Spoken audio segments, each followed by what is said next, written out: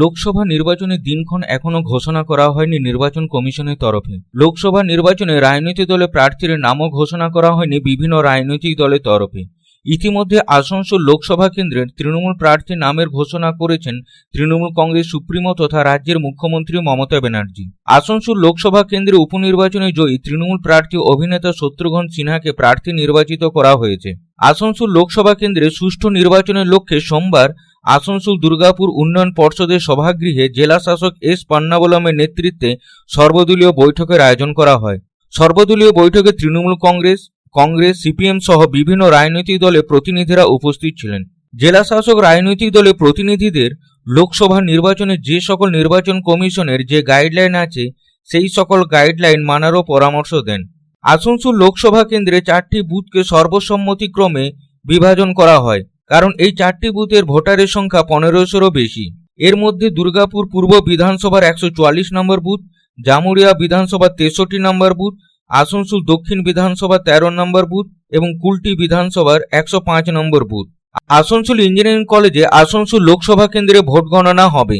CPM নেতা মনোজ দত্ত জানান, কিছু অভিযোগ ছিল যা জেলা শাসকের কাছে জমা দেওয়া হয়েছে। মতগণনা কেন্দ্রে কাউন্টিং এজেন্টদের বসার বন্দোবস্ত যেন করা হয়, এই বিষয়ে জেলা শাসককে অবগত করা হয়েছে।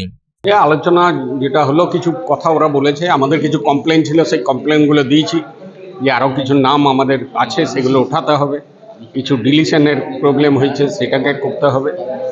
আর আমরা বলেছি যে ইঞ্জিনিয়ারিং কলেজে আপনারা যে ভেন্যু করছেন কাউন্টিংয়ের ভেন্যু করছে, সেইটাকে আমরা বলেছি যে কাউন্টিং এজেন্টদের বসার জন্য স্পেস থাকে না, সেটা যেন থাকে।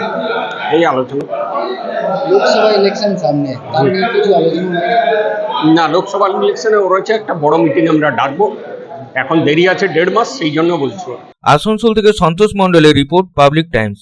नवजात शिशु के संपूर्ण पोषण, वैक्सीनेशन और स्वास्थ्य से जुड़ी समस्याओं के समाधान के लिए रानीगंज शहर के रामबागान डॉक्टर्स कॉलोनी में खुल चुका है शिशु क्लिनिक। बच्चों को स्वस्थ रखने के लिए आपको मिलेंगे child specialist doctor Shweta Agarwal से आवश्यक सुझाव और बेहतर चिकित्सा। डॉक्टर श्वेता अग्रवाल की संपूर्ण देखरेख में बच्चों को मिलते हैं नियमित टीके, साथ ही माँ व शिशु के बेहतर स्वास्थ्य से जुड़ी सटीक जानकारी और चिकित्सा। तो चिंता छोड़ें और शिशु क्लिनिक और child specialist doctor Shweta Agarwal से संपर्क करें। कॉन्टैक्ट नंबर है 7384431222।